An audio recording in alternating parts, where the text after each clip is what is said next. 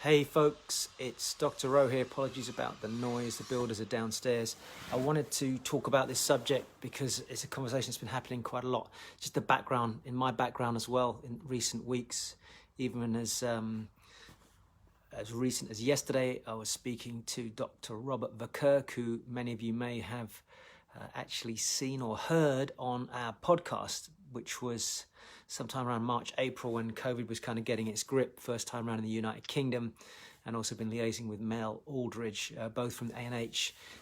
And I've decided we're going to get them back on again very shortly, because I think what I'm feeling at the moment, amongst the general vibe, is that there's a lot of fear at the moment with people with regards to what's happening with COVID. What we're being told is a lot of rules and restrictions and things that we can't do or that we can do, which again, there's lots of arguments to and fro about how are they making these decisions, how are these test results being measured. And I'm not really here to contest any of that at this moment in time, because I think it's an endless conversation which may not be a value to our moving forward and keeping healthy. What I want to do is focus on, instead of fear, on what we can't do and what we're not allowed to do and what restrictions, what about because I'm not seeing a lot of information out there from government on what we can do to improve and increase our immunity. And for some freaking reason, people just completely overlook this. If I was to do a post on, for example, how to make money in property investing or X, Y, and Z, traditionally what you'll see is more views on that than if I said, how you might want to improve your immune system to keep yourself fit and healthy during a difficult period, or during the winter or during COVID-19. And we are, generally speaking, and I found this in the world of personal development and wealth development, we are we're a race that tends to pursue the things that we believe are monetarily more beneficial to us than our health. And our health question mark only comes in when somebody around us or something happens to us that impacts our own personal financial situation because of our health or our overall health. Even just recently, I spoke to somebody whose wife was being tested for breast cancer. And then there was kind of a realization of, I need to look at other things beyond just the testing, but how do I keep myself healthy and fit? And how does she maybe prevent it in the future? And that's a very common conversation I've had for many, many years now with people. And that's why I wrote Turning Point, because, why wait for something to happen to you when you can create your own turning points? So my point is this, if you said to me, what do I consider to be the most important consideration right now? It's your freaking health. It's about looking after that immune system.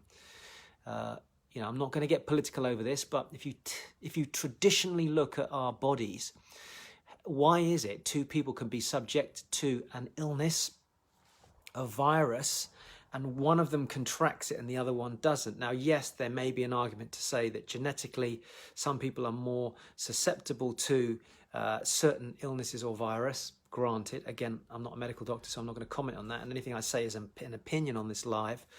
But equally, you put 100 people in a room with strong immune systems and you put another 100 people alongside them with weak immune systems, i.e. they don't look after their health, their mental health, their physical health, their diet, and just overall their lifestyle isn't particularly supportive of a good immune system. We know statistically that the ones with a low immune system are going to contract whatever virus is then subjected into that room, again, depending on what type of virus it is. My point being, you build a big enough wall, you're going to keep the enemy out, i.e. your immune system is strong enough, you're going to keep it out. And, this seems to have been the case for the situation with COVID. And speaking to some pretty influential people, that is the argument. So if you're watching this and you haven't done anything about this and all you've done is watch the news and worn a mask and kept socially distanced, that's great. But that's just putting like another small brick wall in front of your main boundary around your house. If you don't want them to get over the wall of your house, you've got to build a freaking great big wall. And that's your immune system. You might have a few other layers before that, which might slow them down. But at some point, you might be exposed to it. And it's how you react to it and how you defend against it. That's the most important thing. I'm trying to use a metaphor here. Listen, your immune system is the one thing that's going to really help you fight anything. Forget COVID, anything. We're going into the winter months. Lack of sunlight, for example, is a major issue for us in the United Kingdom. And there's a whole bunch of other things as well. So if you're watching this and you're not aware of this, there's 4 things that I believe that you need to be working on. Number 1 is your mental health. Because as strange as it sounds, if your mental health is depleted, meaning that you are just feeling down, depressed, low, you're emotionally feeling overcome or overwhelmed, or just feeling hopeless in certain points in your life right now, what that will do is that has been shown to deplete the immune system. Even the nervous system becomes tired. People start hitting, let's just say food that doesn't serve them, sugary drinks, stuff that gives them a knot. I see people drinking, I'm not going to name it, but the ones that have got coffee and caffeine combined together in a very concentrated can form. So I'm live. Yeah, okay, all right. Okay, just kill in 2 minutes, honey. Sweetie, that's my daughter. She's just trying to get my attention. So she didn't realize I was doing a live video. So that's the first thing, your mental health. Please make a note of that. What are you doing to improve and work on that? So get a lot of strong personal development in place. Number 2 is your diet, okay? So what are you putting in? And again, if you haven't watched it, go and watch cicado.com/podcast and go and look at the podcast called Body Part 1. Talk about a lot on diet there. This is about now building the foundations to that brick wall, really starting to build up your immune system. What food can you put in your body that automatically starts to improve your immune system? Now, the reality is that even the quality of the food you get, I've got an organic farm pretty much like less than a minute's walk from my house here. So I'm able to get very good quality biodynamic food into my body quickly, and that includes lots of greens, etc. Go watch that, go and listen to that podcast if you haven't listened to it, and also go and read the chapter in my Turning Point book, which talks about that as well. And go study this, right? So number 2, mental health, number 1, diet, number 2. Number 3 is supplements.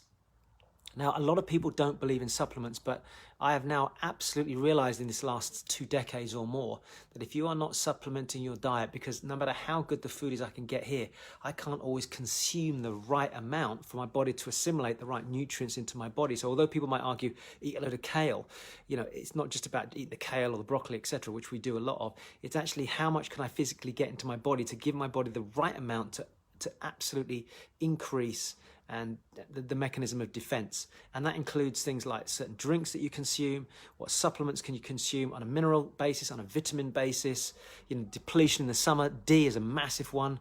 So we are going to 100% bring Mel Aldridge back, and we're going to bring Dr Robert Verkerk back to talk about this subject from a scientific, absolutely, this is what we know the body needs in order to increase the immune system.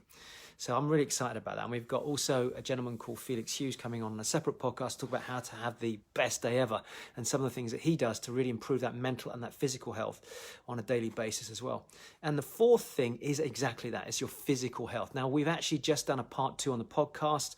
So Body Part 2, go watch that on the cicado.com/podcast, because that's talking about physical health as well. You get those 4 things right: the mental health, the dietary health, the supplements, which are essential, and the physical as well. Those 4 will, without a doubt, build that brick wall and start to get your immune system up.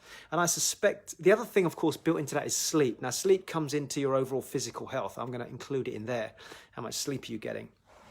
But if you're feeling run down at the moment, it'll be because one of those 4 areas is not at its peak, or it's certainly not in like 8 and above out of 10 where it should be. So have a think about those 4. Maybe you can just drop a comment on here at some point if you're watching it live or later on to tell me which area you think you probably need to work on. But do go watch the podcast, because there's number 2 out this week and number 3 is coming out shortly, which is going to be dealing with meditation and that type of thing, which is the mental health. All right, I'm going to sign out and I shall see you soon. Look out for our podcasts.